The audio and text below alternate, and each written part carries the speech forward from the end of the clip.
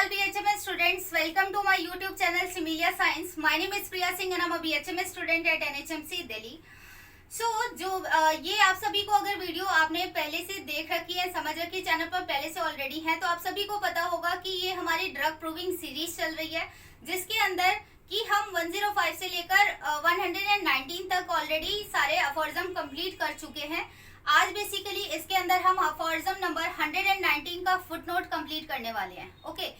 आज as such कोई board पर नोट्स नहीं होगा इसका, मैं जस्ट आपको इसका जितना भी फुटनोट है वो रीड करके बुक से एक एक लाइन आपको समझा देती हूँ। ये इंपॉर्टेंट इसलिए है फुटनोट, इसके अंदर सिर्फ एक वर्ड है सैरोगेट्स, जो कि आपको समझना बहुत इंपॉर्टेंट है, इसलिए मैं इस फुटनोट को आपको करा रही हूँ। ठीक है, सैरोगेट्स क्या होता है, इसको वाइवा में आपसे ये बहुत इंपॉर्टेंट क्वेश्चन होता है, डायरेक्टली पूछा जाता है कि किस अफोरिज्म के अंदर ये वर्ड मेंशन किया गया है, हेनमन सर ने क्या बताया इसमें, सैरोगेट्स के अदर वर्ड्स क्या होते हैं, किस तरीके से और भी तरीके से हम बोल सकते हैं। ठीक है, तो इसको थोड़ा सा एक्सप्लेन करने के लिए बोलता है, बस इतना क्वेश्चन है, सैरोगेट्स का मतलब समझ लो। ठीक है, तो सैरोगेट्स वर्ड आया कहां से इसके फुटनोट में, एक्चुअल में ये इसकी शुरुआत हुई थी हमारे 118 अफोरिज्म से, जहाँ पे हेनमन सर हमें बार बार बोल रहे हैं कि हर एक प्लांट, हर एक मेडिसिन अलग है, डिफरेंट है, सबकी अपनी अपनी एक पिक्यूलर एक्शन होते हैं हर मेडिसिन के। ठीक है, 118 में बात करी, फिर 119 में क्या बताया था, मेनली जिस्ट था कि डोंट कंफाउंड, डोंट मिक्स, की सारे प्लांट स्पीशी अलग है, सबके जीनस अलग है, सबका ग्रोथ अलग होता है, एक्सटर्नल मतलब मॉर्फोलॉजी अलग है। ठीक है, सबके देखने में अलग है, टेक्सचर अलग है, टेस्ट अलग होगा, स्मेल अलग होगी, तो सारे जो प्लांट स्पीशी जीनस अलग है, तो उनसे जितने भी हम मेडिसिन प्रूव करवा रहे हैं, जो हम ड्रग प्रूविंग कर रहे हैं, ह्यूमन बींग को दे रहे हैं, हेल्दी ह्यूमन बींग को, और एक्शन लिख रहे हैं, तो ऑफकोर्स वो सारी अपने आप में अलग होगी, सबके पैथोजेनेटिक इफेक्ट्स अलग होंगे। ठीक है, और उसी तरीके से सारे मिनरल और सॉल्ट्स जैसे कि सालिशिया हो गया, NaCl हो गया, या फिर सल्फर, ये सारे भी आपस में अलग अलग होंगे, सबके फिजिकल और केमिकल कैरेक्टरिस्टिक्स अलग होंगे। ठीक है, तो हेनमन सर ने बोला कि सब अलग हैं, तो आप कंफाउंड मत करो, किसी को भी मिक्स मत करो। ठीक है, किसी में कंफ्यूज मत हो, अगर आपको श्योरिटी नहीं है तब तक आप मेडिसिन मत दो। ठीक है, तो ये बात करी थी 119 में, तो उसी के फुटनोट में आज बताएंगे हेनमन सर ने यहाँ पे सैरोगेट की बात करी। सैरोगेट इसी वर्ड को कह रहा है, सैरोगेट का एक बार थोड़ा सा हम एक दो अदर वर्ड्स क्या बोल सकते हैं, इसको बोर्ड पे देखते हैं, फिर बुक रीड करेंगे। कि सैरोगेट का मतलब होता है something used instead of original, कि किसी ओरिजिनल की जगह पे हम कोई और चीज यूज कर लें, या फिर बोल सकते हैं सैरोगेट मीन सब्स्टिट्यूट, या फिर बोले रिप्लेसमेंट, या फिर ऑल्टरनेटिव्स। ठीक है, तो हेनमन सर कह रहे हैं कि जब सब चीजें अलग अलग हैं, सारी प्लांट अलग है, मिनरल किंगडम अलग है, सॉल्ट्स अलग हैं, तो मेडिसिन जो उससे बन रही है वो भी अलग है, तो आप क्या करें, किसी एक मेडिसिन की जगह पे आप किसी दूसरे को उसकी जगह पर रिप्लेस ना करें। ठीक है, कि एक मेडिसिन के मोस्टली फीचर मैच कर रही है, लाइक 2 मेडिसिन है, 10 प्रॉपर्टीज इसकी हैं, उसमें से इस सेकंड वाली मेडिसिन की अगर सपोज 6 प्रॉपर्टी या 5 प्रॉपर्टी भी इससे मैच कर गई, तो ऐसा नहीं होना चाहिए कि जो मेडिसिन ये जानी चाहिए थी उसकी जगह पे आप ये सेकंड वाली 5-6 के बेसिस पे आप इसकी जगह पर ये रिप्लेस कर दे, सब्स्टिट्यूट कर दे, इस तरीके से नहीं होना चाहिए। ठीक है, इस बात पे जोर दिया है उन्होंने। अगर हम ऐसा करते हैं कि हमने पूरी केस टेकिंग करी अच्छी तरीके से, ठीक है, सब कुछ जान लिया, टोटलिटी ऑफ सिम्टम से हमें एक रेमेडी फाइंड आउट हुई। ठीक है, हम लास्ट पे गए, सिमिलिमम हमने निकाला, पर वो मेडिसिन थी नहीं, या फिर जो भी था आपके पास वो अवेलेबल नहीं है, या फिर कोई भी कारण है कि वो नहीं है, तो आप ऐसा नहीं कर सकते हैं कि उस मेडिसिन की जगह पे उससे मिलती जुलती कोई और मेडिसिन दे दे, आप इस तरीके से नहीं कर सकते हैं। अगर आप ऐसा करते हो, ठीक है, अगर इस तरीके का कुछ भी प्रिस्क्रिप्शन करते हो, तो उससे कुछ नहीं होगा, सिर्फ आपके पेशेंट को हार्म पहुंचेगा। ठीक है, हार्म पहुंचेगा, या तो वो मेडिसिन उसको पैलिएशन करवा देगी, सप्रेशन करवा देगी, या फिर एग्रेवेशन करा सकती है कि कंडीशन और भी खराब हो सकता है। ठीक है, तो कह रहे हैं एक तो प्रॉपर आपके पास मटीरिया मेडिका की हर एक मेडिसिन अपने आप में अलग है, खास है, आप एक की जगह पे दूसरे को यूज नहीं कर सकते हो। ठीक है, तो अपने आप में मटीरिया मेडिका की बहुत अच्छी नॉलेज होनी चाहिए, साउंड नॉलेज होनी चाहिए, उसी के बाद आप प्रिस्क्रिप्शन करो। आपको पता चल रहा है कि मेडिसिन जानी चाहिए तो वो दो, नहीं चलती है तो डोंट गिव दैट मेडिसिन। ठीक है, उसकी जगह पे आप दूसरी भी मत दो। ठीक है, तो ये बात समझाया गया। अब एक बार हम बुक की एक एक लाइन को रीड कर लेते हैं। ठीक है, तो बेसिकली आपको सैरोगेट का मतलब समझ आ गया होगा कि एक की जगह दूसरी नहीं देनी आपको। ठीक है, अभी रीड कर लेते हैं, थोड़ा और अच्छे से आपको पता चल जाएगा। इसके अंदर 2 फुटनोट है, आप यहाँ पर देखो। जो अफॉर्जम था 119 थेराप्यूटिक इफेक्ट्स जहाँ पे लिखा हुआ उसके ऊपर 1 लिखा है, ठीक है। तो पहला फुटनोट पढ़ते हैं। यहाँ पे हैनमैन सर बोल रहे हैं, anyone who has a thorough knowledge of and can appreciate the remarkable difference of effects of the health of man of every single substance from those of every other, ठीक है। कि anyone, कोई भी जिसके पास एक थॉरो नॉलेज होगा, thorough मतलब किसी चीज को आपने गहराई से जान रखी है, खूब डेप्थ में उसकी नॉलेज है, अगर किसी को अगर ऐसा है तो वो क्या कर पाएगा, अप्रिशिएट कर पाएगा उन सभी जो भी सिंगल सब्सटेंसेस हैं, चाहे मिनरल और सॉल्ट हो, चाहे जितनी भी प्लांट की स्पीशीज हो, उससे जो भी मेडिसिन बनी है, तो अगर उसको डेप्थ नॉलेज होगी ना तो वो उसमें डिफरेंसेस उसको अच्छी खासी पता होंगी, उसको वो डिफरेंशिएट कर पाएगा, उसको पता होगा, ठीक है। From those of every other, की ये अलग है, ये अलग एक्शन दिखाता है, थर्ड मेडिसिन अलग एक्शन दिखाती है। फिर आगे लिखा है कि will readily perceive that among them there can be in a medical point of view, कि मतलब रीडली परसीव मतलब वो अंडरस्टैंड कर सकते हैं कि क्या क्या डिफरेंस है, किसकी क्या खास प्रॉपर्टी, किसकी क्या खास प्रॉपर्टी। हर मेडिसिन की अपनी अपनी प्रॉपर्टी है। अगर किसी डेप्थ में किसी पर्सन को नॉलेज होगी, वो ही यह बात जान सकता है कि किसमें क्या क्या डिफरेंसेस है, रिमार्केबल डिफरेंस को पता कर पाएगा, ठीक है। वहां से कॉमा है, फिर कहता है कि no equivalent remedies whatever no surrogates, ठीक है। तो उसी को पता होगा कि यहाँ पर कोई भी एक जगह पर हम दूसरी चीज नहीं दे सकते। नो इक्विवेलेंट, कि आपस में कोई भी दो चीज इक्वल नहीं है, दोनों अलग अलग हैं। कोई भी क्या कह रहे हैं, नो सरोगेट्स मतलब नो सब्स्टिट्यूट, कि एक मेडिसिन का कोई भी सब्स्टिट्यूट नहीं है, ठीक है। तो ये जिसको थॉरो नॉलेज होगी, जिसने अच्छे से मेडिसिन पढ़ी होगी, वही इस बात को समझ सकता है कि आर्निका अपने आप में अलग है। जैसे कि एक एग्जांपल से चलो मानकर कि जैसे इंजरी, सिंपल इंजरी आई, तो इंजरी में भी तो बहुत सारी रेमेडीज होती है ना। आर्निका हो गई, आपके पास रूटा हो गई, ठीक है, सिम्फाइटम हो गई।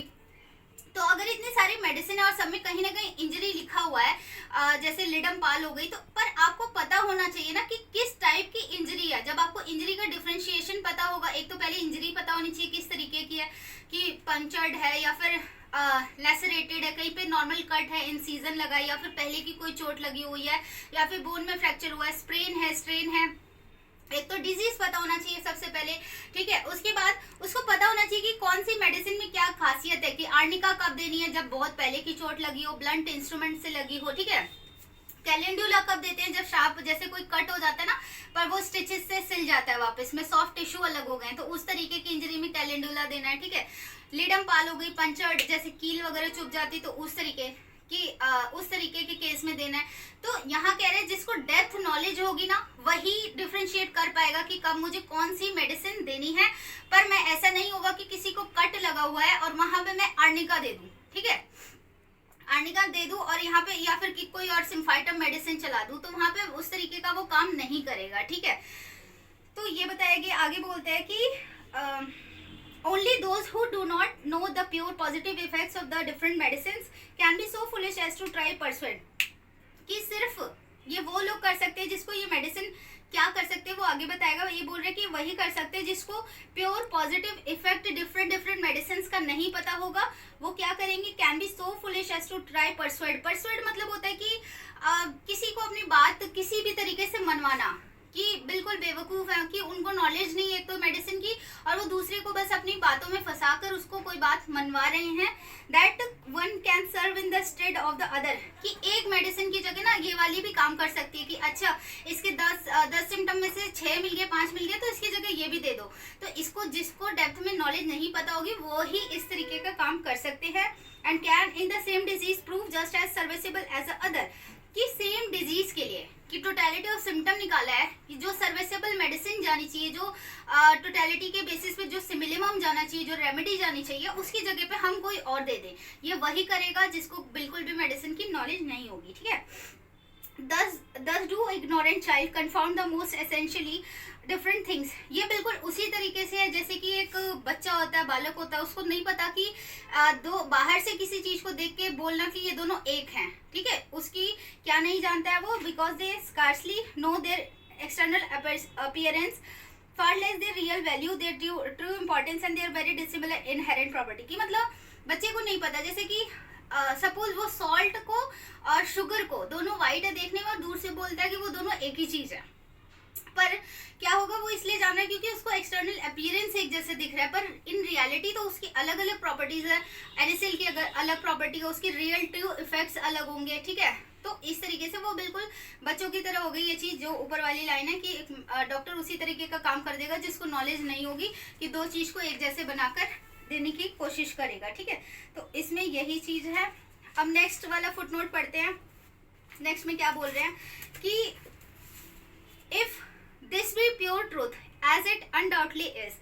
कि यहाँ से दूसरी चीज शुरू होती है और दूसरे अफॉर्जम में वो कहते हैं कि अगर ये सच्चाई है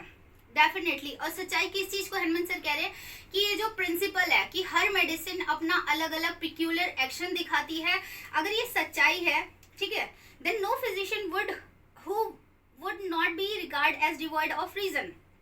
कि अगर ये सच्चाई ये प्रिंसिपल है कि हर एक मेडिसिन अपना अलग अलग एक्शन दिखाती है, तो जो एक सेंसिबल, एक समझदार, इंटेलिजेंट फिजिशियन होगा वो इस बात को इग्नोर नहीं कर पाएगा, ठीक है। आगे बोलते हैं who would not act contrary to the dictates of his conscience the sole arbiter of real truth. मतलब यहाँ पे तीन चीजें हैं, देखो ब्रेक करके पढ़ो, कि जो इस प्रिंसिपल को जानता होगा कि हर मेडिसिन अपने आप में अलग है, तो नॉट एक्ट कॉन्ट्रेरी, कि वो इस चीज के खिलाफ नहीं जाएगा वो physician to the dictates of his conscience, कि जो कंसाइंस होता है कि हमारी जो अंतरात्मा कहती है, ठीक है, कि वो उसके खिलाफ नहीं जाएगा। The sole arbiter of real truth, कि जो हमारे इंटरनल अंतर मन से जो आवाज आती है कि नहीं ये चीज सही है, ये चीज मैं गलत कर रहा हूँ, ठीक है, तो जो एक रियल फिजिशियन होगा वो इस चीज को इग्नोर नहीं कर पाएगा, जिसको ये बात पता होगी कि हाँ ये मेडिसिन अपने आप में अलग है। लाइक प्रिस्क्राइबिंग जब हम कर रहे हैं ना, तो डॉक्टर को अंदर से पता होगा कि ये मैं क्या कर रहा हूँ, यहाँ पे गलत चीज देने जा रहा हूँ, ठीक है। अगर उसको रियल नॉलेज होगी, डेप्थ में नॉलेज होगी, ठीक है, तो वो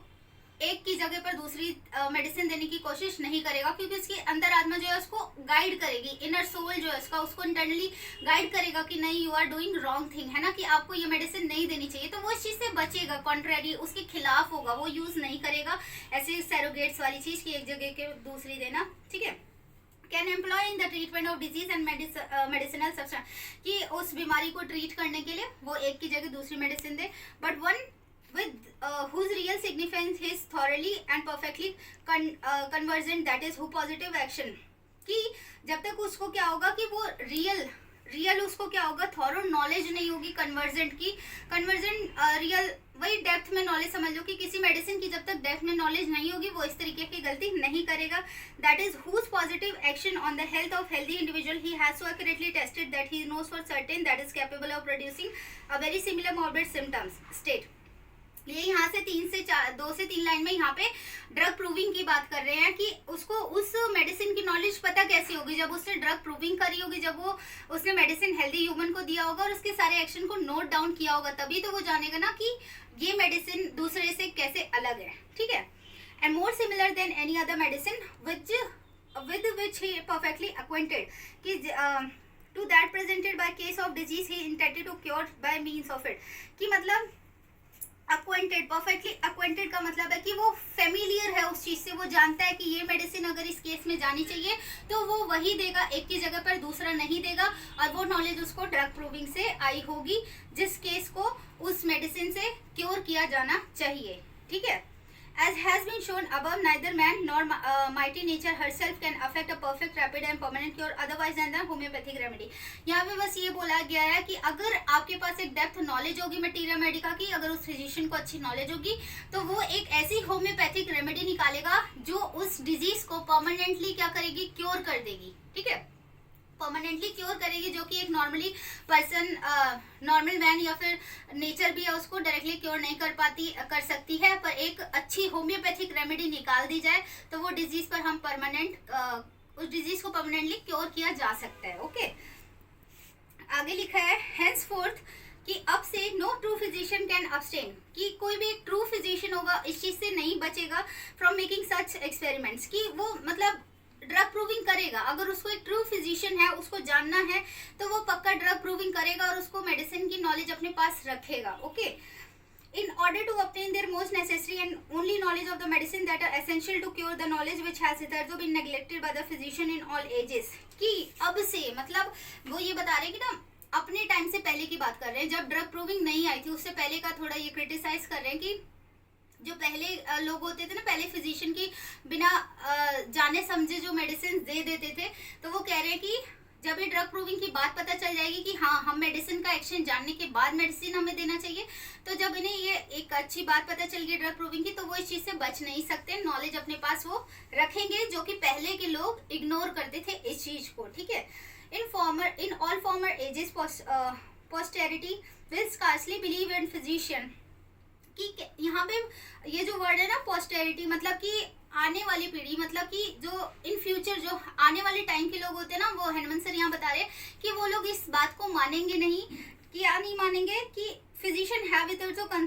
contented themselves with the blindly prescribing for disease medicine whose value unknown। कि पहले के जो फिजिशियन होते थे वो बिना जाने पहचाने अननोन मेडिसिन की प्रिस्क्राइबिंग करते थे, जिसके बारे में उन्हें खुद नहीं पता होता था, वो चीज प्रिस्क्राइब कर देते थे। और हेनमन सर कह रहे हैं ये कोई मानेगा नहीं, and which had never been tested relative to their highly important. कि उन्होंने बिना ड्रग प्रूविंग की, बिना उसकी नॉलेज की वो मेडिसिन प्रिस्क्राइब की थी। Very various pure dynamic action on the health of men, and moreover there mingled several of these unknown medicine that differently so vastly among each other in one formula। ठीक है, कि actual में देखें तो 2 line में यहाँ पे polypharmacy की बात कर रहे हैं। मिंगल कर देते थे कि अगर कुछ एक्शन इस वाली मेडिसिन में मिले, कुछ 4 इसमें मिल गए, 6 इसमें मिल गए, तो चलो ठीक है इन दोनों को मिक्स करके दे देते हैं, वो एक्शन दिखाएगा अपना। ठीक है, तो इस तरीके की पॉलीफार्मेसी करते थे, मिंगल करते थे पहले के जो फिजिशियन है। एक्चुअली में हेनमन से यहाँ पे क्रिटिसिज्म की तरह यूज कर रहे हैं इन सारे सेंटेंस को पहले के फिजिशियंस के लिए। ओके, फिर लिखा है कि and left it to chance determine what effect should there be produced on the patient। और इस तरीके की मेडिसिन देके जिसके बारे में उन्हें खुद नहीं पता, वो एक तरीके से जैसे होता है ना कि हिट एंड ट्रायल वाली बात हो गई कि चलो ये मेडिसिन दे देते हैं पेशेंट को, उनके हेल्थ से, उनके किसी चीज़ से उनको पर्सनली, मतलब उनसे कोई एक इमोशनल बॉन्ड नहीं है, उनको क्योर नहीं करना, बस कि हाँ मेडिसिन दो, ठीक हो गए तो भी ठीक है, नहीं ठीक हुए तो ठीक है, कोई बात नहीं, ऐसा वाला चीज़ मतलब वो हेनमन से यहाँ पे कह रहे हैं। ओके, कि हिट एंड ट्रायल है, पेशेंट को देख रहे हैं असर होता है तो ठीक है आगे भी चला देंगे, उसमें देख के दूसरे पेशेंट को नहीं दिया तो हम नहीं चलाएंगे। Okay, this is just as if madman should force his way into the workshop of an artisan. ये बिल्कुल उसी तरीके से जैसे कि एक मैडमैन, एक कोई पागल मूर्ख व्यक्ति है, जैसे कि एक आर्टिजन मतलब कि जिसको हैंडीक्राफ्ट वर्क होते हैं ना, कि बहुत बारीकी स्किल वाले क्राफ्ट वाले काम में एक कोई ऐसा पर्सन उसकी शॉप में घुस गया है, वो क्या कर रहा है, seizes upon handful of very different tools, कि वहाँ से वो जितनी भी टूल्स रखी है ना आर्ट एंड क्राफ्ट की, वो सारी चीज़ों को पिकअप कर ले रहा है, सब चीज़ ले रहा है, और वो आगे लेकर क्या कर रहा है, with the uses of all of which he quite unacquainted. जिन टूल्स के बारे में वो खुद जानता भी नहीं है, अनअक्वेंटेड मतलब जिससे फेमिलियर नहीं है, जिसको पहले जानता नहीं कि इस टूल से क्या चीज़ होने वाला है, उसको बिल्कुल नॉलेज नहीं है। In order as he imagines, और वो ये सारे टूल्स लेके ये भी सोच रहा है, क्या सोच रहा है, इमेजिन कर रहा है, to work at the objects of art he senses around him I need hardly remark. कि मतलब वो सोच रहा है कि उससे वो कोई चीज़ अच्छी कर देगा, जिस टूल्स के बारे में नहीं पता वो उससे कुछ एक अलग तरीके की बेहतरीन कोई अपनी आर्ट एंड क्राफ्ट एक्टिविटी दिखा देगा। ठीक है, आई need hardly remark that this would be destroyed. I need मतलब हेनमन सर यहाँ पे बोल रहे हैं कि मैं यहाँ पे उन्हें ये कहना चाहूँगा कि वो इस चीज से क्या करेंगे, सब चीज नुकसान कर देंगे, बिगाड़ देंगे। आई मे से utterly ruined by his senseless operations. की अटरली रूइंड मतलब पूरी तरीके से नष्ट कर देना किसी चीज को, मतलब जिस टूल के बारे में आप जानते ही नहीं हो और उससे वो कला बनाने की कोशिश कर रहे हो, वो क्राफ्ट बनाने की, तो वो आपसे कैसे बनेगी, और फिर भी आप इमेजिन कर रहे हो बिना जाने पहचाने, बिना ऊपर से देख के कि हाँ मैं ये काम कर लूंगा, ठीक है, जिस पे आप श्योर नहीं हो, तो ऑफ कोर्स हेनमन सर वहाँ पे बोल रहे हैं कि वो पक्का वो चीज जो है खराब होगी, उससे बैड रिजल्ट ही मिलने वाला है। और ये एक मेटाफर की तरह यूज किया गया है, कटाक्ष करा गया है कि एक डॉक्टर को कि जैसे किसी डॉक्टर को जब तक मेडिसिन की नॉलेज नहीं है, एमएम की अच्छी नॉलेज नहीं है, और वो 2-4 मेडिसिन जान के पॉलीक्रेस्ट या फिर कोई भी 2-4 मेडिसिन जान गया, वो भी मेडिसिन अच्छी तरीके से नहीं जाना, सारे एक्शन बिना जाने पहचाने वो क्या कर रहा है, बस दे रहा है, ठीक है, कि हाँ ये चलो ठीक हो जाएगी, पर उससे उस पेशेंट को बहुत बड़ा हार्म पहुंच सकता है। ठीक है, उस पेशेंट के लिए वो चीज़ बहुत खराब भी हो सकती है। उसकी हेल्थ के लिए, ठीक है। मे बी वो वापस उस चीज से रिस्टोर ना कर पाए, रिकवर ना कर पाए, और अल्टीमेटली डेथ भी हो सकती है, क्योंकि सामने वाले पर्सन पे उसने ट्रस्ट करके जा रहा है ना कि फिजिशियन है, ये अच्छी मेडिसिन देगा, और जिस फिजिशियन को ऑलरेडी कुछ नहीं पता तो कुछ भी दे रहा है, तो अल्टीमेटली उससे नुकसान, बर्बादी ही होने वाली है पेशेंट की। सो दैट्स इट, ये था पूरा फॉर्जम नंबर 119 का फुटनोट। आई होप कि आपको एक एक लाइन इस बुक की समझ आ गई है, ठीक है। सो दैट्स इट, यहीं तक थी ये वीडियो, और नेक्स्ट वीडियो में हम अफॉर्जम नंबर 120 करेंगे। तब तक आप यहाँ तक सारे अफॉर्जम को अच्छे से पढ़कर रखो। That's it everyone, thank you so much.